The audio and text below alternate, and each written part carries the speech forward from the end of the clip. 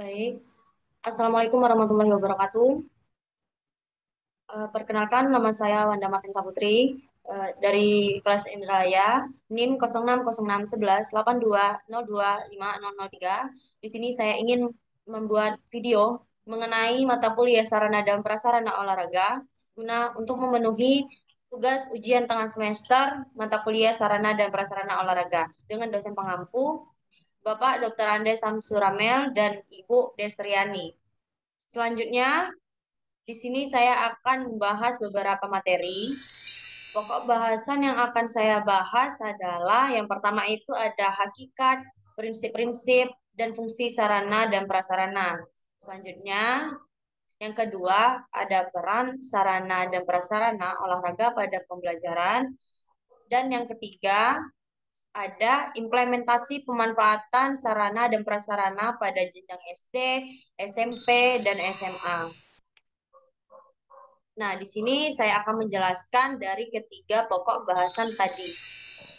Nah, di sini saya akan membahas tentang yang pertama adalah hakikat sarana dan prasarana. Sebelum kita mempelajari lebih lanjut mengenai sarana dan prasarana, kita harus mengetahui apa dulu yang dimaksud dengan kata sarana dan kata prasarana. Nah, di sini saya telah menyantumkan pengertian dari kata sarana dan kata prasarana. Yang pertama ada kata sarana. Kata sarana adalah segala sesuatu yang dipakai sebagai alat untuk mencapai makna dan tujuan. Contohnya, sarana pendidikan diartikan sebagai tas, pulpen, komputer, ataupun yang lainnya. Nah, dapat kita simpulkan bahwa sarana adalah sesuatu alat yang dapat kita pindahkan atau tidak permanen. Misalnya dalam seperti yang sudah saya jelaskan tadi ada buku, tas, pulpen, komputer. Kalau di dalam pelajaran olahraga itu ada seperti bola, raket bulu tangkis, net volley, ataupun yang lainnya.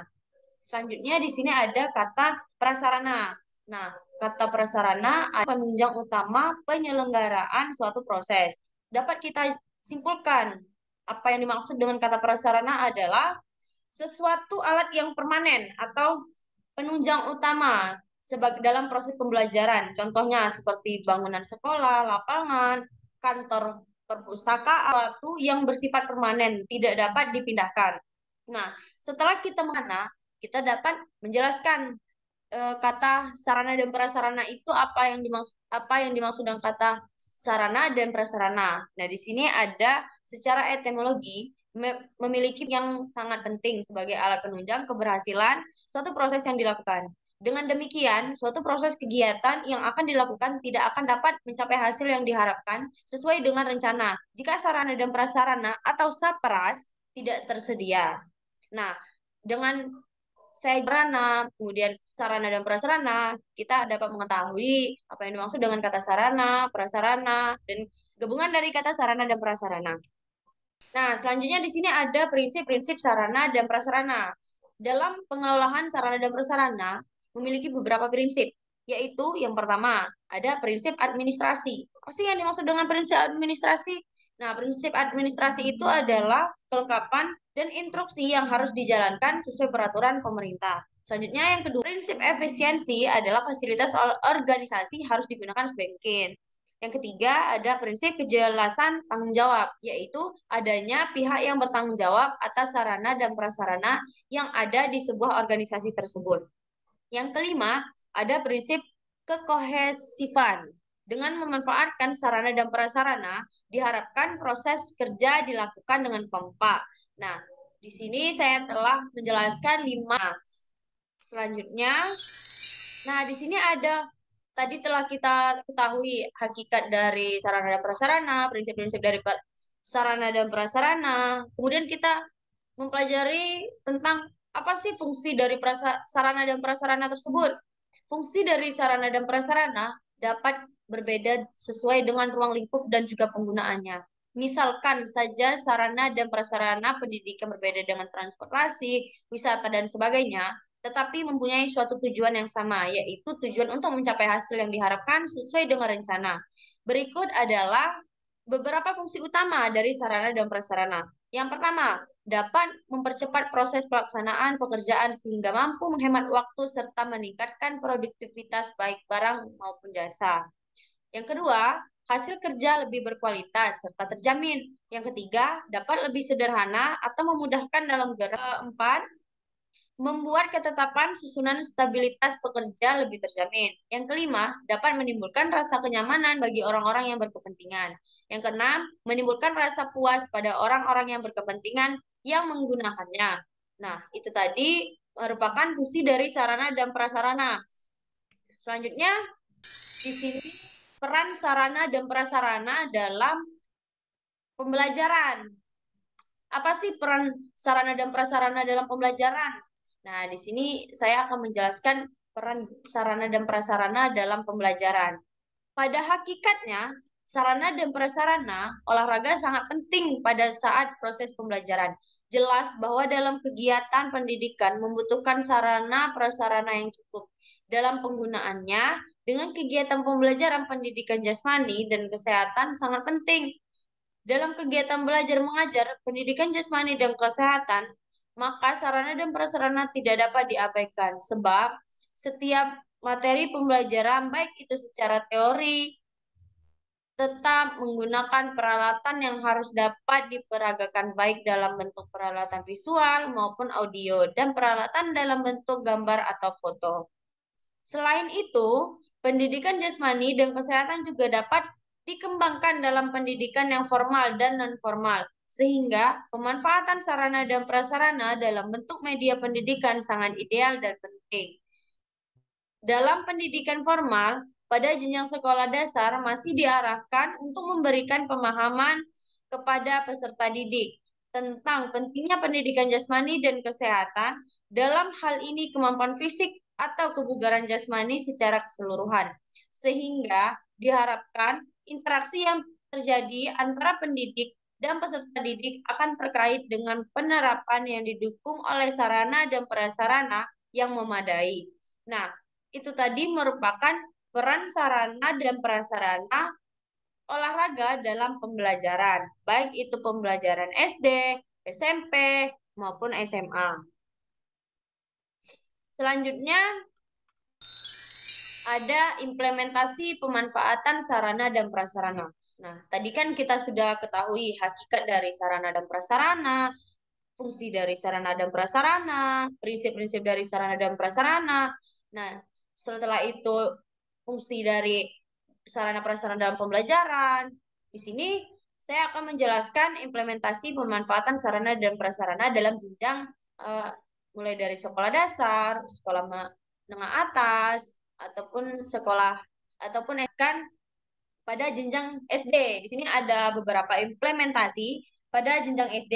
Di sini saya mencantumkan 4 implementasi dalam jenjang SD atau pada jenjang SD.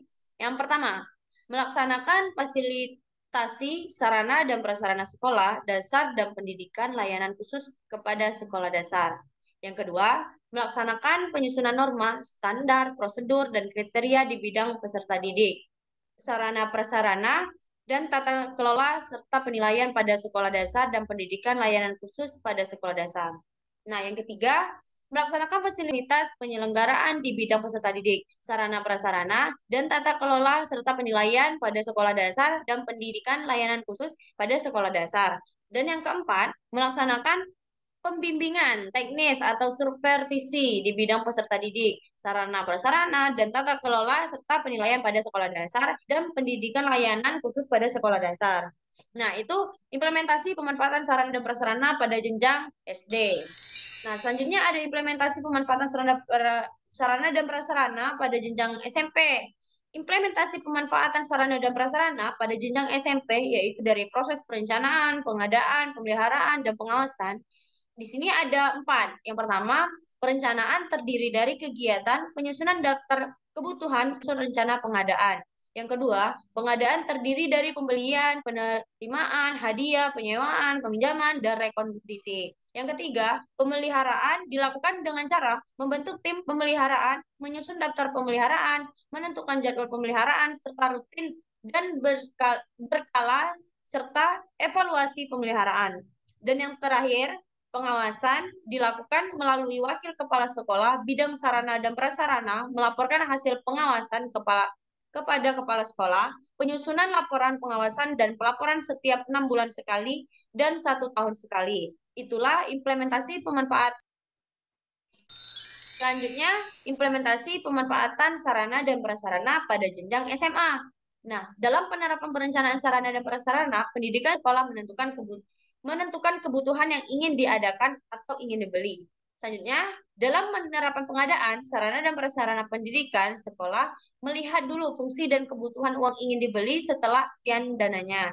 Dan yang ketiga, dalam penerapan inventarisasi sarana dan prasarana, pendidikan sekolah mencatat sarana dan prasarana pendidikan di dalam buku inventaris dan buku golongan. Pencatatan inventarisasi dilaksanakan sekali setahun atau sesuai dengan yang telah disetujui.